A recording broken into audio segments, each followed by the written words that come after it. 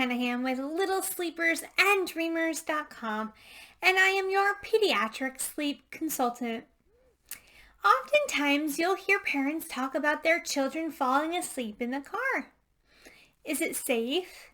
Is it beneficial to their sleep? This video will address just that.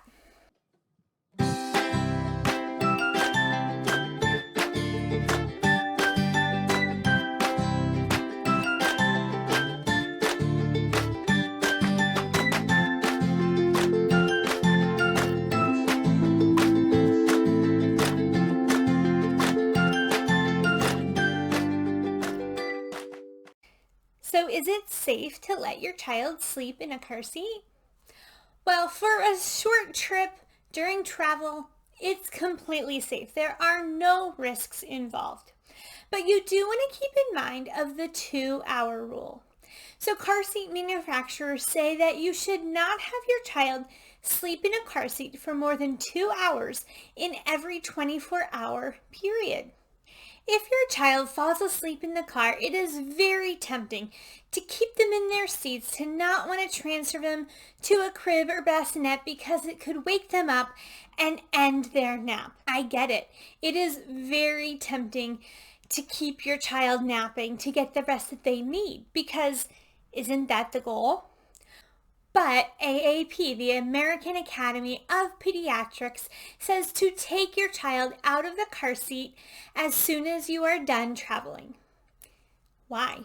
Why is everyone saying that it is not safe to sleep in a car seat for too long? Well, babies' heads can fall. So think about even you when you're sitting in a car. If you fall asleep, your head can drop. When their little heads drop, it can cut off their circulation, and we don't want them to stop breathing while they are sleeping. So be mindful when your little one is sleeping in their car seat and for how long. So why is this happening? Why are children typically falling asleep in the car? There can be several reasons. One, for babies, it's very similar to the womb. You have that movement of the car. You have that white noise sound of the car motor, and it is just relaxing when they're squished in that little seat so tight. It just reminds them of being in the womb, and they feel safe and comfortable and can just relax and sleep. So a lot of times babies find it very comforting to sleep in a car. Another reason is that your child, whether it's a little baby or an older toddler or preschooler, could just be overtired, and they just need that rest for their little bodies. So when they can, they grab that opportunity to get a quick nap. Oftentimes you might hear parents say, "Oh yes, my child always falls asleep in the car. The car just puts them right to sleep," and they encourage it. Let me know in the comments below. Does your little one like to sleep in the car? If so, when does it usually happen? When are you finding your child sleeping in the car?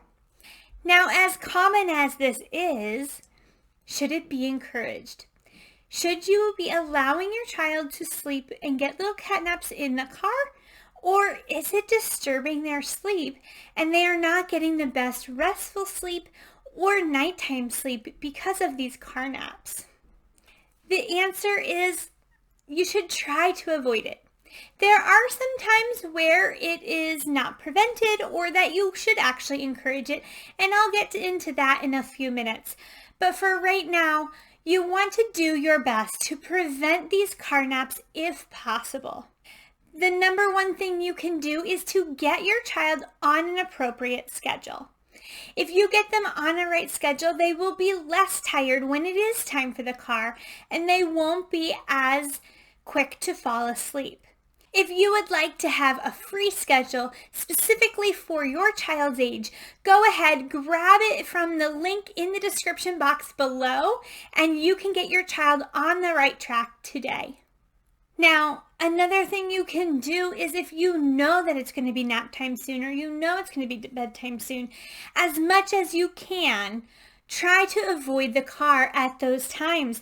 within a half hour before nap or bed, because that is the time that they are starting to get tired. They are starting to relax and want that sleep.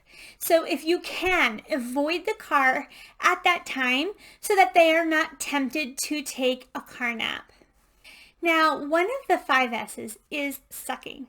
If you know the 5S's, you know that what it does is soothe the baby and get them calm.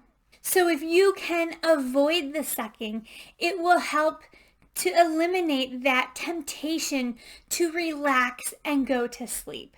So try not to give them a bottle or pacifier in the car so that it can help to keep them awake for your drive. Now, another thing you can do is use an older sibling. Have that older sibling distract your little one to keep them awake. Have them play with your little one to keep them wide awake so that they are not tempted to fall asleep. Now, if your child is a little older, you can put on some upbeat music, have a little car dance party, do whatever it is to keep your little one awake and moving so that they are not tempted to fall asleep. Now, if you are going for a longer drive and it is just something you can't avoid, maybe take some breaks. If you see your little one getting drowsy, pull over and get them out of the car and just kind of wake them up a little bit so that when they get back into their car seat, they won't be tempted to quickly drift off to sleep. Now, sometimes with everything you try to do to keep your little one awake, they might still fall asleep. If your little one falls asleep for more than 15 minutes, you can go ahead and try to put them down when they get home. But if it's not working, then just call that their nap and then get back on track. If they are on a one nap schedule and they just aren't taking a longer nap, you will want to move bedtime a little earlier, about 15 to 30 minutes, definitely no more than an hour earlier, just to make up for that loss of sleep so that they are not becoming overtired, because we know that overtired children have a harder time settling and falling asleep.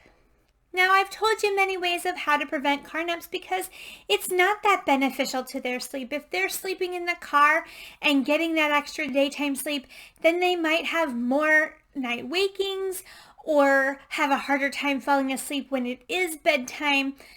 And it just isn't that beneficial. But is there ever a time where you should encourage it? Let me tell you a quick story of a time that I encouraged a car nap. So my little one went to the doctor. I took him to a doctor's appointment. I think it was about 11 months, so he was on 2 naps. Now, when we got to the doctor's office, we sat in that waiting room for a good 30 to 45 minutes, and it was a long wait. But I was relieved because finally they called us back. They had us check his weight and called us into a room, and the doctor would be coming soon. Or so I thought. We waited and waited and waited, and finally I stepped out and had to say something because my son was missing his nap already. We had a good chunk of time to get to the doctor, to have his appointment, to get home. But now, from waiting for so long, it was getting close to his nap time. So I stepped out to the nurse desk and I asked, "When is this doctor coming?" And they assured me the doctor would be there soon. After about an hour and a half wait with my little squirmy toddler, finally the doctor came, and I was glad, but it took a while to get him checked and to answer questions and to do the appointment. And so by the time we were leaving the doctor's office, we had been there for 3 hours. We were basically completely missing his whole morning nap, and he was just exhausted. So I knew that I needed to encourage this car nap because we had about a 45-minute drive home. It was far away, and I knew that he probably wouldn't last that long. And if he did, it would just mess up his whole day because he would be so incredibly overtired. So in the car, I turned on YouTube. I found white noise, turned that up, and just kind of allowed him to fall asleep for the ride home. When we got home, he had fallen asleep and I woke him up, and that was his morning nap. I pushed his afternoon nap back just a tiny bit by 15 minutes and got him back on track for the rest of the day. But in that time, I had to use the car nap because I know that it would have overtired him and he would not have been willing to fall asleep as easily if I waited till he got home. Or if I tried to keep him awake for the whole time, he might have fallen asleep the last 10 minutes, and that could have thrown off everything. So there are times to encourage car naps.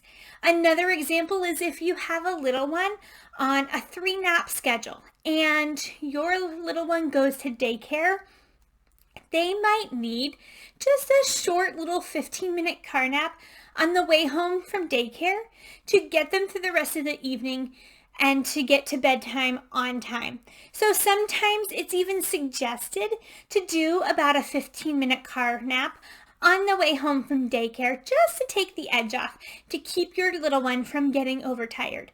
So there are a couple times where car naps are encouraged, and especially when they are little, it is okay to have a nap in the car when your little one is in that newborn stage. But overall, it is beneficial for your little one to be sleeping in their room, in their crib or bassinet, flat on their backs to get the most restful sleep that they need. I hope this video was very helpful to you, giving you thoughts and ideas of how to prevent car naps and to encourage sleeping in their own crib or bassinet instead of allowing it always on the go. Go ahead, give this video a thumbs up, subscribe to the channel, and hit the alert bell as more videos will be coming your way. I'll see you in the next one. Sweet dreams.